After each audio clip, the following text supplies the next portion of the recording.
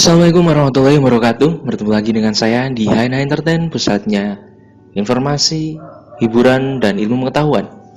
Seperti biasanya, saya kembali dengan banyak sekali spoiler review film yang akan menghibur kalian dan mengisi waktu kalian. Pada kali ini, saya akan berikan salah satu film spesial yang saya lihat pertama kali. Saya akan berkata, wow, gila sekali film ini. Dan film ini menceritakan tentang seorang agen rahasia yang mencegah kejahatan sebelum kejahatan itu terjadi. Bagaimana caranya? Dengan melakukan time travel. Maka film ini pada dasarnya akan membuat kalian sedikit pusing, jadi kencangkan sabuk kalian dan mari kita bahas film ini.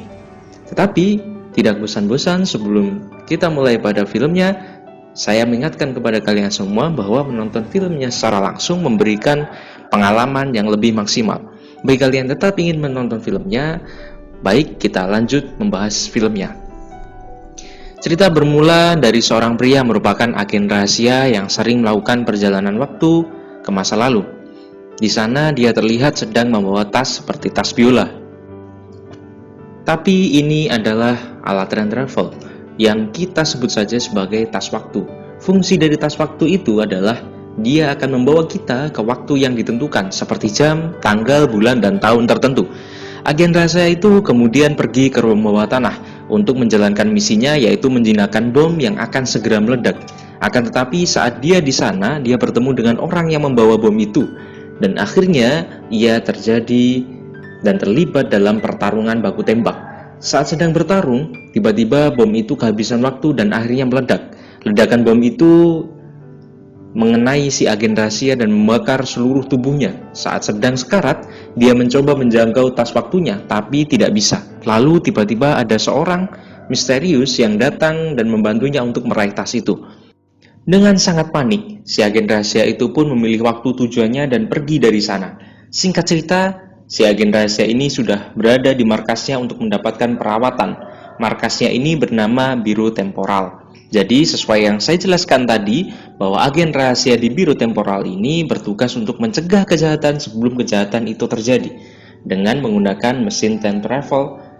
Di sana si agen rahasia merasa menyesal dan kecewa karena tidak berhasil menjinakkan bom tadi. Si agen rahasia juga melihat berita di koran yang memberitakan tentang bom yang gagal ia jinakkan. Akhirnya kita juga mengetahui bahwa nama pelakunya adalah Weasel Bomber. Jadi si Weasel Bomber ini memang adalah seorang buronan yang sangat sulit untuk ditangkap dan ditemukan. Akibat dari luka yang didapatkan oleh si agen rahasia itu, ia terpaksa melakukan transplantasi wajah yang saking parahnya yang dialami sampai-sampai merusak pita suaranya. Beberapa waktu setelah transplantasi dan perawatan di rumah sakit RSUD, agen rahasia yang sudah memiliki wajah baru itu mulai beraktivitas seperti biasa. Kemudian seorang agen rahasia pun berencana melakukan tugas terakhirnya, yaitu menangkap si Weasel Bomber. Ia juga membuat catatan audio yang berisi tentang misi yang sudah dilaluinya dan yang akan dia kerjakan. Agen rahasia itu kemudian mulai menjalankan misinya dengan menyamar sebagai seorang bartender yang akan time travel ke tanggal 6 November 1970, yaitu di bar. Dan di sana kemudian dia bertemu dengan seorang pria yang bernama John. Saat itu John terlihat sedang pusing, ya mungkin karena banyak hutang. Lalu kemudian John memesan minuman yang berjudul All Underwear, yang menurut Google minuman ini adalah minuman yang sangat memabukkan. Sembari minum, John menceritakan kepada si bartender bahwa dia sedang menuliskan sebuah kisah nyata yang berjudul Unmarried Mother, atau yang artinya ibu yang tidak menikah. Awalnya John berniat menceritakannya kepada si bartender, tapi dengan syarat, yaitu si bartender harus membayar si John kalau ceritanya menarik. Dia memberikan tawaran bahwa kalau ceritanya menarik, si bartender harus memberikan minuman gratis kepada si John. Mereka pun akhirnya sepakat dan John memulai ceritanya. Ia menceritakan bahwa dia mengawali hidupnya pada tanggal 13 September 1945, yaitu saat dia bayi. Di sana dia dibawa dan ditinggalkan oleh seseorang di panti asuhan yang kemudian dirawat di sana. Di panti asuhan itu kemudian memberinya nama Jean. Satu hal yang menarik di sini, ternyata John ini dulunya adalah seorang perempuan. Ia kemudian tumbuh menjadi anak yang cerdas, dan hal yang paling dia sukai adalah hal-hal yang berbau astronomi dan fisika. Suatu hari, Jin ini merasa iri kepada anak lain mempunyai orang tua, sedangkan dirinya tidak ada. Karena melamun, tanpa sadar dia hampir tertabrak mobil. Bukannya menghindar, tapi Jin malah emosi dan memukul lampu mobil itu sampai pecah. Dan saat itulah Jin mulai terlihat aneh, di mana anak gadis lain biasanya akan berteriak dan menangis ketika hendak ditabrak. Ini ia malah memukul mobil itu. Singkat cerita, Jin tumbuh menjadi seorang remaja, dan di suatu malam dia mendengar suara aneh seperti desahan. Karena penasaran, si Jin pun mencari sumber suara itu, dan di sana dia ternyata melihat perawat di panti asuhannya sedang mantap-mantap dengan seorang pria di ruang kerjanya. Tapi saat itu ia malah tidak merasakan apa-apa, dan disinilah dia mulai menyadari ada sesuatu yang aneh dalam dirinya. Beberapa hari kemudian, Jin terlihat dibully oleh anak-anak panti asuhan yang ada di sana. Karena sudah mulai jengkel, dia pun akhirnya memukul anak perempuan itu. Dan tidak hanya itu, Jin juga ternyata bisa mengalahkan anak laki-laki yang ada di sana. Singkat cerita, setelah dia dewasa, dia bertemu dengan Robertson yang menawarkan kepadanya untuk mendaftar kepada Space Corp, yaitu sebuah perusahaan yang bergerak di bidang ruang angkasa. Jin kemudian menyetujuinya dan mencoba untuk mengikuti tes-tes yang ada di sana. Saat melakukan tes virtual, beberapa hal-hal aneh ditampilkan di sana, dan satu-satunya peserta yang tertawa saat menjalani tes itu adalah Jin. Padahal peserta lain merasa pusing, bahkan ada salah satu dari peserta itu yang muntah. Pada tes selanjutnya, yaitu tes fisik, saat peserta lain hanya bisa melakukan treadmill selama 30 detik, Jin malah bisa melakukannya selama 2 menit tanpa henti. Dan tidak hanya itu, dia juga membuat peserta lain pingsan karena dia mukul terlalu keras saat mengikuti tes bertarung. Robertson pun akhirnya dengan terpaksa memberitahu bahwa dia, Jin, dalam hal ini harus didiskualifikasi, tapi sebenarnya bukan hanya karena Jin terlalu over melakukan tes bertarung, melainkan karena ada faktor-faktor lain. Jin akhirnya bekerja sebagai seorang pembantu rumah tangga, meskipun saat itu dia mendapat gaji yang sangat kecil. Di siang hari dia bekerja sebagai pembantu rumah tangga, dan di malam hari dia pakai untuk sekolah. Di suatu malam saat Jin pulang dari sekolah malamnya, ia tidak sengaja bertemu dengan seorang pria yang membuat Jin jatuh cinta. Mereka pun akhirnya ngobrol dan akhirnya pacaran. Suatu hari saat mereka duduk di taman, pria itu hendak pergi dan dia berkata akan kembali beberapa saat kemudian. Tapi ternyata pria itu tidak kunjung kembali. Tidak hanya itu, pria itu ternyata sudah meninggalkan benih cinta yang membuat Jin hamil. Singkat cerita, Jin pun melahirkan anaknya tanpa suami di sisinya. Saat sadar dari operasi sesarnya, dokter mengatakan bahwa Jin mengalami pendarahan saat melahirkan, yang mengakibatkan rahimnya harus diangkat. Dan yang mengejutkan lagi adalah Jin mengalami keanehan dalam tubuhnya, yaitu memiliki 2 jenis kelamin dan kedua jenis kelamin itu sama sehatnya. Tapi karena efek melahirkannya tadi, Jin akhirnya kehilangan organ kewanitaannya sehingga yang tersisa hanya organ laki-lakinya saja. Hal itu membuat Jin kini mengalami transgender dan menjadi laki-laki. Mendengar hal itu, Jin merasa sangat sedih karena dia harus belajar kencing berdiri. Saat melihat anaknya yang merupakan seorang anak perempuan, kemudian ia memberikan nama anak itu seperti namanya, yaitu Jin, karena sebentar lagi dia akan menjadi ayah yang kemudian berganti nama menjadi John. Suatu malam, bayinya itu dicuri oleh orang asing yang membuat Jin sangat terpukul dan berusaha melacak bayinya dengan mencari di panti asuhan dan laporan orang hilang. Tapi tidak ketemu. Setelah itu, Jin pun menjalani operasi sebagai laki-laki dan melewati 3 operasi peningkatan testosteron, hingga akhirnya menjadi pria seutuhnya dan mengubah namanya menjadi John. John kemudian bekerja sebagai seorang koki masak di sebuah restoran. Tapi karena mendapatkan gaji yang tidak sesuai dengan kinerjanya, John pun memutuskan untuk berhenti dan beralih sebagai penulis, yang kemudian di sanalah dia menulis cerita tentang kisahnya, yaitu The Unmarried Mother. Setelah mendengar cerita si John, si bartender itu pun merasa bahwa cerita John ini cukup menarik, dan sesuai kesepakatan, si bartender lalu memberikan 1 gelas extra jus susu kepada si John. Tapi tidak hanya sampai di situ, kemudian si bartender ini mengatakan kepada John bahwa dia bisa membawa John bertemu dengan laki-laki yang sudah meninggalkannya. Awalnya John menolak karena merasa hal itu tidak mungkin, tapi kemudian bartender itu menyebutkan nama pengasuh di panti asuhannya, yaitu Babe. Hal itu cukup membingungkan, ya karena dari mana si bartender itu tahu, walaupun si John tidak menyebutkan nama pengasuhnya. Jadi bagaimana sih? Si John pun sempat curiga dengan si bartender ini karena dia banyak tahu tentang dirinya. Dia pun tertarik dengan tawaran si bartender itu untuk menemui laki-laki yang menghamilinya. Sebelum berangkat, si bartender memberikan syarat, yaitu John harus memenuhi tugas yang diberikan kepadanya. Di sana John juga tahu bahwa bartender itu bekerja untuk Robertson yang ditugaskan memang untuk membantu si John. Kemudian John dan si bartender ini yang merupakan si agen rahasia menuju ke rumah bawah tanah. Ketika si agen rahasia itu menunjukkan tas waktu miliknya, akhirnya si John sadar bahwa agen rahasia ini bukan orang biasa.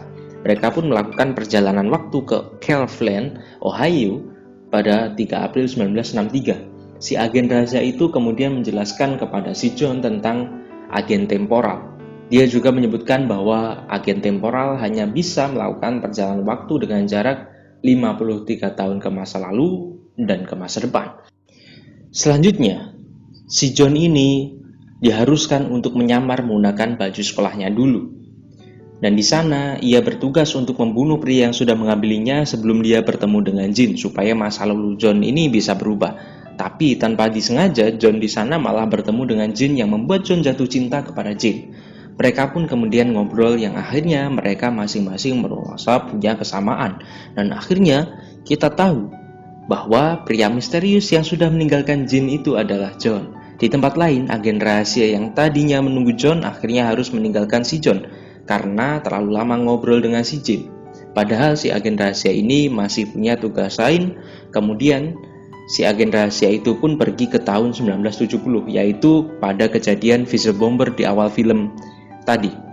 Di sana, si agen rahasia melihat Visual Bomber yang sedang memasang bom di lokasi itu. Mereka pun sempat terlibat perkelahian yang akhirnya dimenangkan oleh Visual Bomber.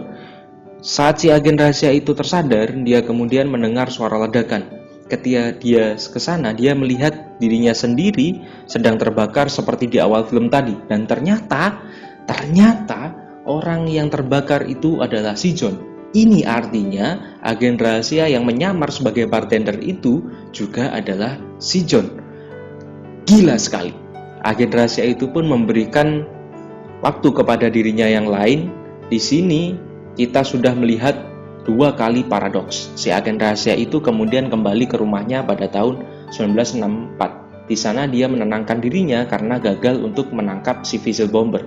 Di tempat lain, John dan Jin sedang pacaran dengan menikmati makan malam bersama. Kita kembali ke si agen rahasia. Dia kemudian mendengarkan instruksi rekamannya lalu kemudian melakukan time travel ke waktu di mana Jin sudah melahirkan.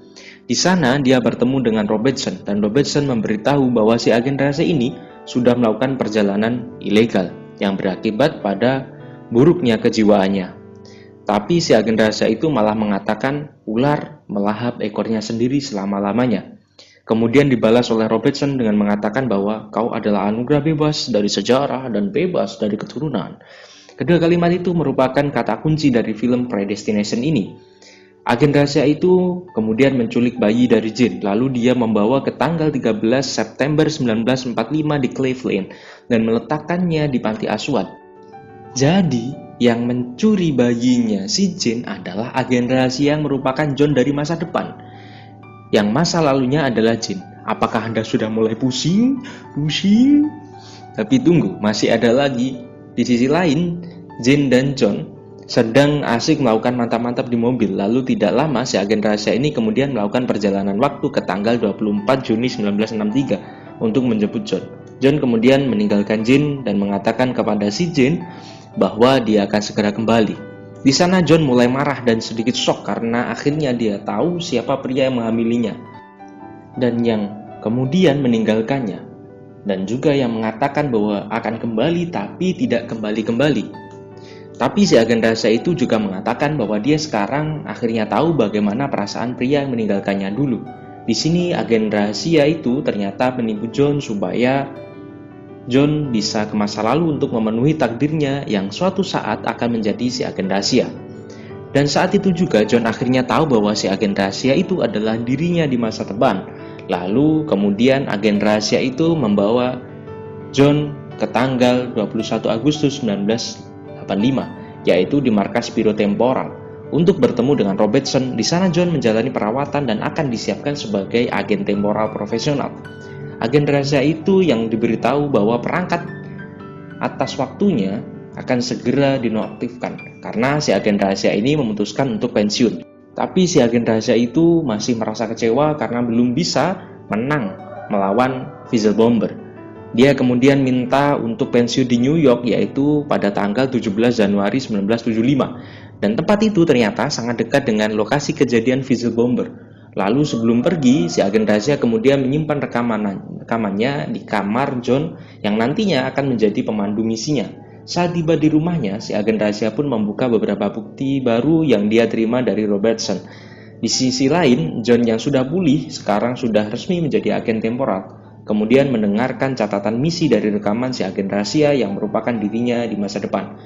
Kembali ke si agen rahasia yang kini menjadi seorang penulis, tapi dia masih merasa gelisah karena terganggu dengan pengumuman yang dilakukan oleh Fizzle Bomber.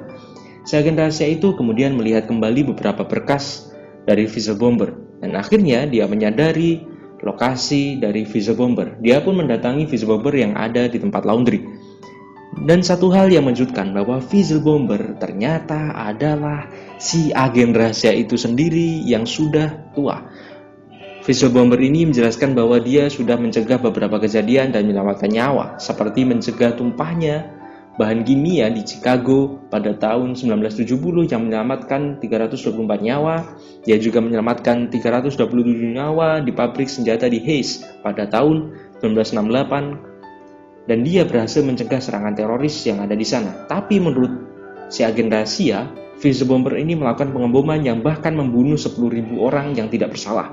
Kemudian Fizzle Bomber yang sudah lebih banyak tahu daripada si agen rahasia itu memberitahu bahwa semua ini adalah paradoks, di mana semua yang terjadi pada mereka akan terjadi lagi dan lagi dan lagi. Kalau kita lihat gerak-geriknya si Fizzle Bomber ini, memang dia sudah mengalami masalah kejiwaan yang tadi diperingatkan oleh Robertson. Fizzle Bomber juga mengatakan bahwa Robertson lah dalang dari semua ini. Dan jika si agen rahasia membunuh Fizzle Bomber, maka si agen rahasia ini akan menjadi Fizzle Bomber selanjutnya. Tapi karena si agen rahasia ini sudah sangat emosi dengan Fizzle Bomber, dia pun akhirnya menembaknya secara bertubi-tubi. Di akhir film kita melihat si agen rahasia yang mulai stres mengingat apa yang terjadi pada dirinya di masa lalu dan di masa depan. Dan film pun tamat. Gila sekali film ini. Bagaimana paradoks yang disebut dengan Loeb paradox. Bagaimana jika kita ke masa lalu dan kita membunuh di masa lalu, itu akan terus berulang seperti itu. Takdir kita itu akan terus berulang. Jadi paradoks Loeb ini yang menjadikan atau dijadikan dasar bagi penyusunan film ini. Mungkin cukup sekian dari saya. Semoga bermanfaat dan semoga memahamkan bagi kalian semua. Dan Assalamualaikum warahmatullahi wabarakatuh.